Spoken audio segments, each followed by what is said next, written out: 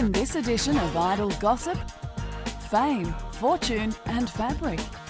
Born to fame, born to pain. And Cameron conquers the cameras.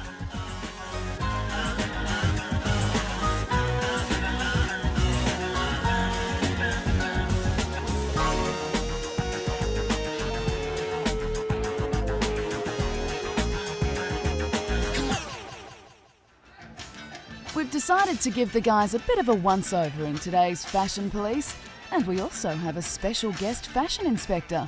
Thanks for all your entries. Only this week another letter fluttered in, and we've drawn the winner of our special guest. Yes, it's a Mrs. Libby Windsor from Central London. Thank you for joining us today, Mrs. Windsor. Can I call you Libby? Let's get underway right now with Fashion Police. Do I go now? Yes, you read that bit there, okay? And now it's time for our regular look at what not to wear. The Fashion Police. Well, I don't know, Libby, but never mind. Starting off with a dress me, dress you doozy from the Richies. Madonna just can't stop promoting, but what has she done to Guy? He may be the man of the house at home, but in the public eye, he is Mr. Madonna. You know, people used to say things like that about my husband and I. Quite rude. What's she supposed to be promoting with that T-shirt? That's the title of a Guy Ritchie film, man. Oh, charming. Oh, they're at it again. Madonna, you've used your star power once too many times, and it's backfired. Out for a spot of midnight golfing with Guy? Sure looks like it. No, Madonna, they won't open this clubhouse, even for you. It's nearly 1 a.m. Oh, sorry. We thought you were up for a few rounds in those get-ups. Even the Von Trapp family had groovier travelling clothes. Michael, that white disco outfit is dangerous for anyone not wearing sunglasses. It's just plain bad. Projecting an image the king of pop, hardly. Goes the whole hog in a crisp white ensemble, too contrived to be deemed fashionable. Arriving with matching sisters Latoya and Janet, also in white, this trinity of cleanliness looks ready to ascend above at any moment. It's tacky. Jude Law hits the red carpet with resounding approval, but his neck attire brings the whole event down. Who is this fellow? Fagin from Oliver Twist after a trip to Harrods. Still naughty in year 2004. Smooth but scruffy, Jude is not. Go back to suave and sophisticated. The grannies will love you for it. And now, a Fashion Police double-barrel apprehension. J-Lo getting her moment on the red carpet in a gold cocktail number that leaves little to the imagination.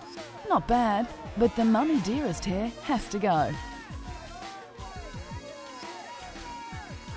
Closely followed by husband at the time, Mark Anthony, doing his bit to attract the photographers, and with good reason.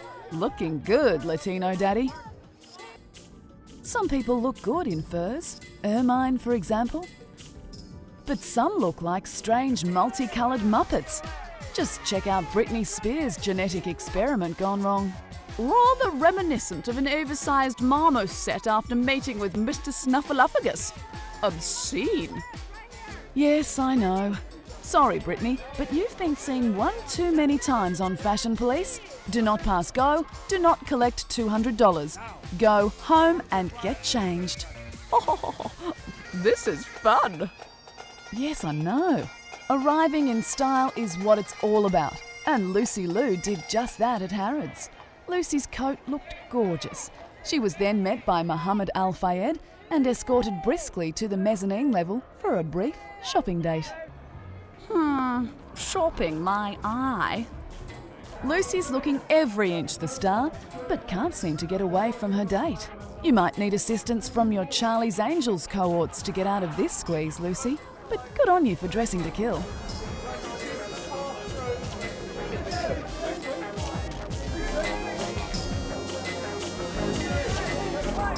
We'll see you next time for more Fashion Police.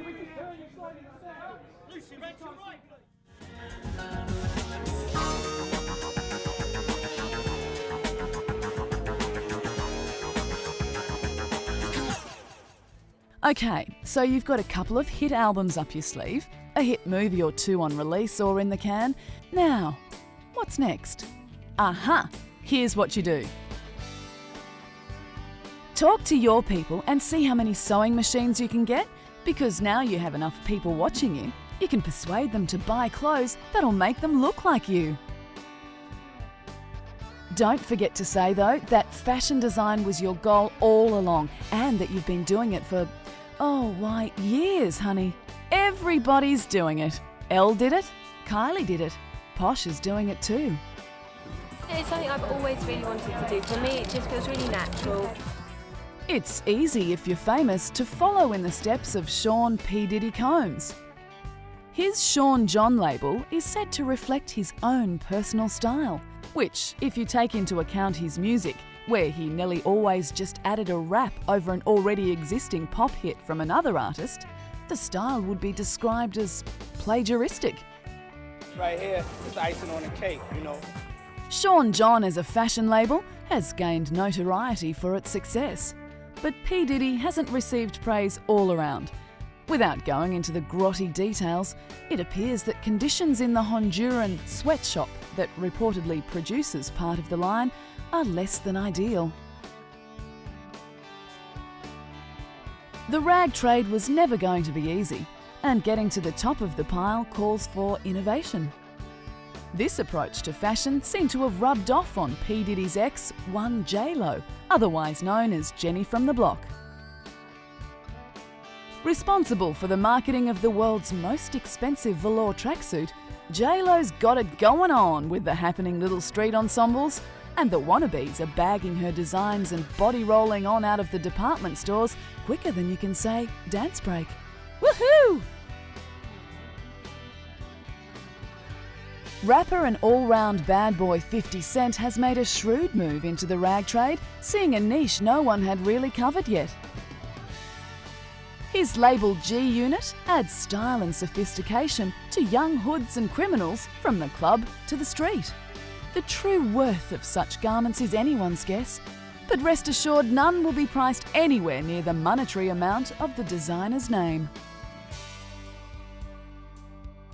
Pretty Gwen Stefani from No Doubt has made a foray into movies and also the fashion world with her Lamb label, which stands for Love Angel Music Baby.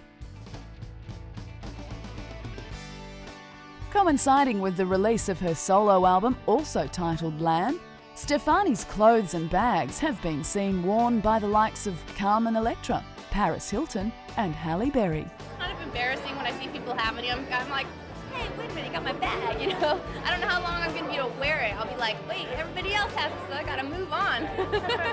Looking good doesn't always magically occur with the purchase of a fashion piece, and longevity in the marketplace is only bestowed on the producers of quality and style. But as long as there's a deal and plenty of fast dollars to be made, there will be a singer/actor/fashion designer there trading whatever is going at the time.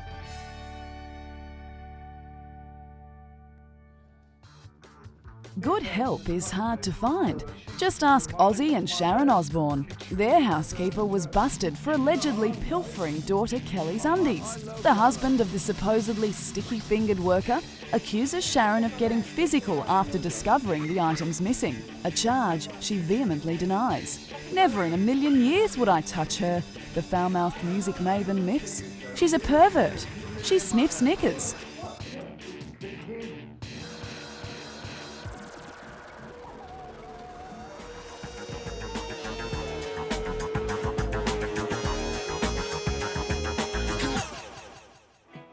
Who would want to be famous? Schedules to keep to, personal assistants at you all the time, dealing with press intrusions to your privacy or with fallout from fabrications or distortions of the truth.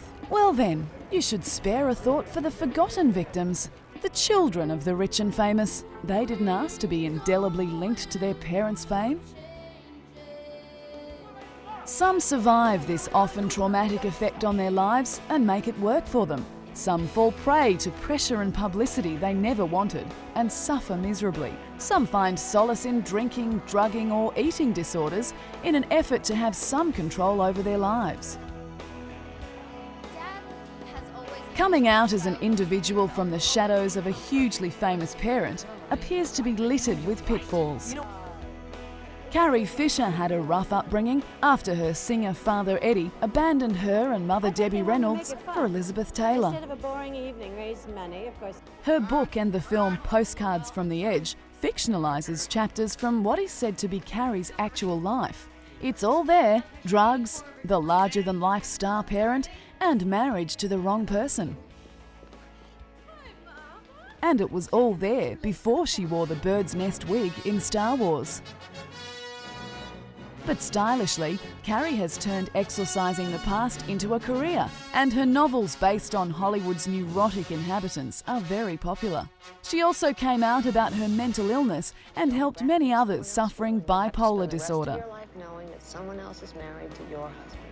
But courting fame can be a double-edged sword, as Kate Hudson discovered.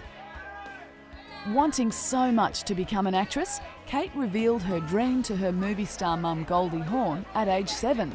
Goldie tried over years to dissuade her, but Kate persisted, even putting herself into acting school without revealing to anyone she was the daughter of a Hollywood leading lady.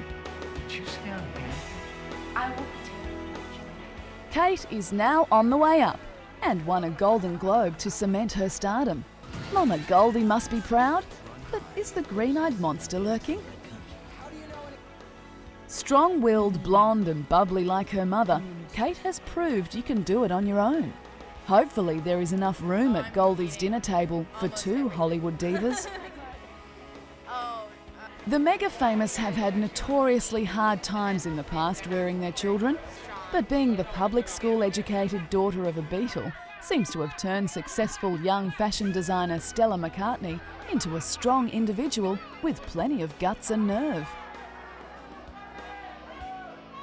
Stella is quite friendly with Madonna, a lady whom we know tells people what to do and not the other way around. Lately, Stella and Madonna's friendship has become strained as Stella questions the validity of Madonna's requests for hefty cash donations from their celebrity circle for the Kabbalah movement. Go Stell! Anyone gutsy enough to stand up to Madge herself must have good breeding. Another second-generation performer who has made it on her own terms is Jennifer Aniston, daughter of daytime soap actor John Aniston. Raised by her mother after her parents separated, Jennifer always wanted to follow in her father's footsteps. She became a household name over the 10 years she appeared in the sitcom Friends, and also through marriage to Brad Pitt.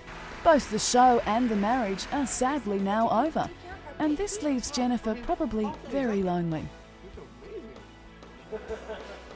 Life without her friends must have got really boring, and reportedly, Jennifer bagged $2,000 of sex toys and lingerie during a shopping frenzy in a London adult emporium, probably with Brad in mind, but was sadly just in time to be too late. Trust each other. Something. Fame can be so cruel, especially when the world is watching and talking about your every move, and few can honestly say that it's nice to curl up to a successful career at night. It's a mixed bag of tragedy and triumph in the tales of those born into fame. Nevertheless, it's always a curiosity, and quite fun actually, to see what the progeny of the celebrities do with their supposedly charmed lives. But rest assured, nothing is as it ever seems when all around you glitters.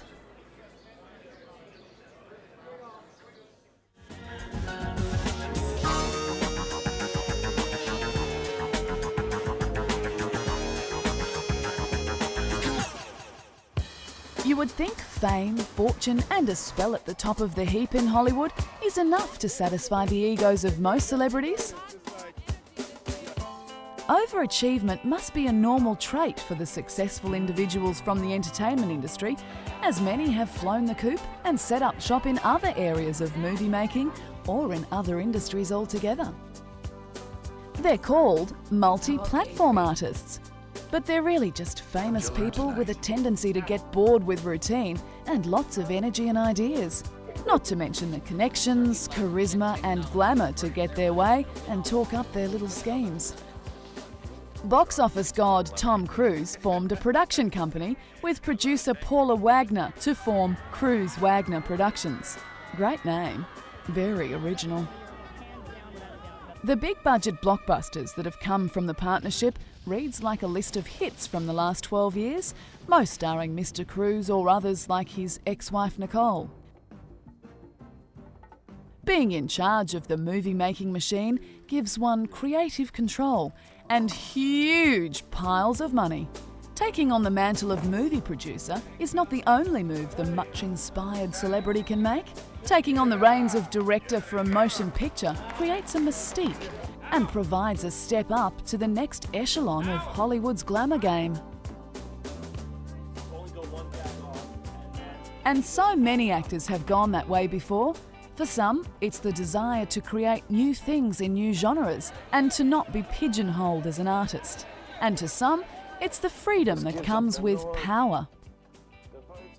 Danny DeVito explains the life of a producer as, you go on the set, say hello to everybody, look at the costumes, shake a few hands, have a pastrami sandwich, and then you go. But the world of cinema is only one of the areas the stars choose to exercise their power, influence, and fame in. Plenty of celebrities have published novels, memoirs, exercise manuals, and, heaven forbid, assorted self-help guides. Who could ever forget Jane Fonda's workout craze? No one would have thought a woman turned 40 before she did. Or Shirley MacLaine's weird and out-of-body experiential guide/novellas. Not many celebs would openly discuss their deep beliefs, but she did, and it sold. Heaps! Some have gone into the food industry like Sean Penn and Johnny Depp, whose Paris eatery, Le Man Ray, was opened in 1999 and is still going strong. Sadly, it has been reviewed occasionally as being overpriced and touristy, somewhat like an overly expensive hard rock cafe, but the music is said to be good. It's still very glamorous and buzzy at night. However, you are unlikely to see the proprietors behind the bar on busy nights. Johnny has previously also gained notoriety for his ownership of the seedy Viper Room in Hollywood, site of many a gossipy controversy in the 90s. So the stars don't just walk down the red carpets and sit stationary in front of a camera mouthing lines. Well, some do, but there's plenty out there who have a yearning for real work, making job opportunities for others and giving themselves a chance to get back to the things that really matter, like making an honest buck. There are still no bids for a gas can personally signed by Jessica Simpson. Apparently she used it on the day she ran out of fuel in Beverly Hills. Touts the seller, no other gas can exists like it. You'll be happy to know the can is ecologically friendly and spill-proof and was used only once by the newlywed star. This could be right up there with your collection of Jessica's recipes for buffalo wings and cans of chicken of the sea tuna.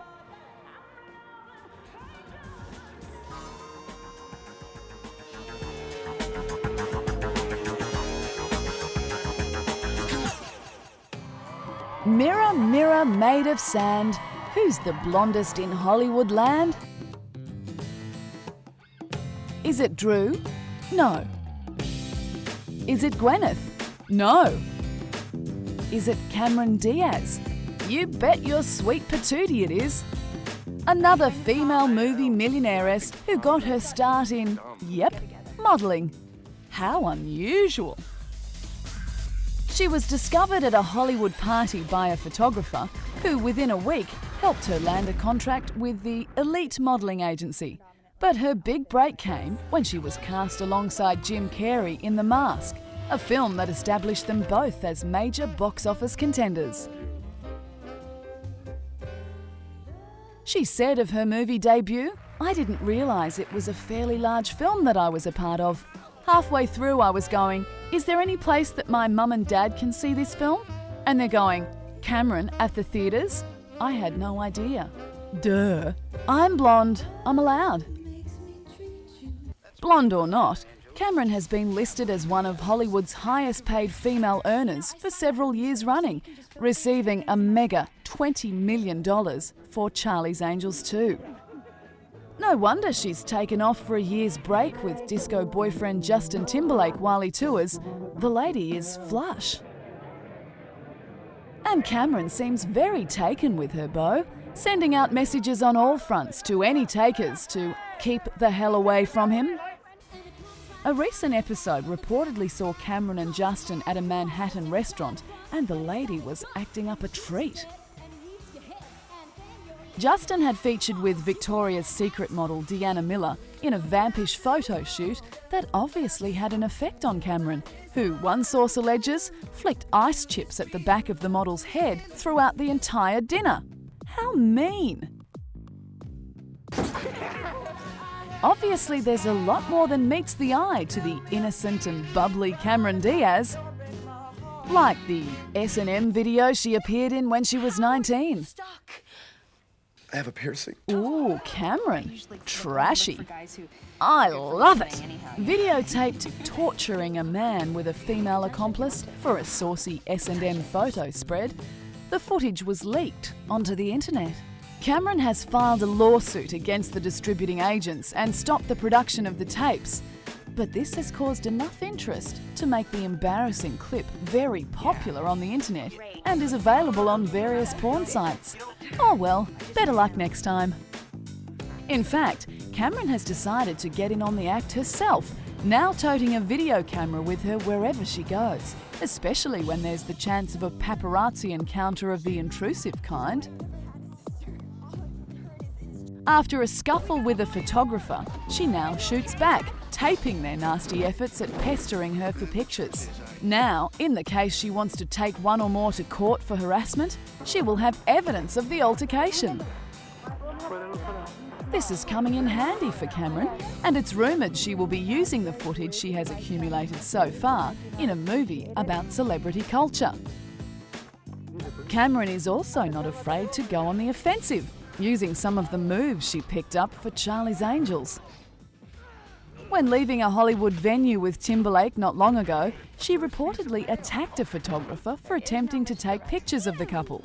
She wrestled the camera from the man's hands and sprinted off with it, while loyal sidekick Justin prevented another snap-happy plunderer from recording the star jumping a paparazzi.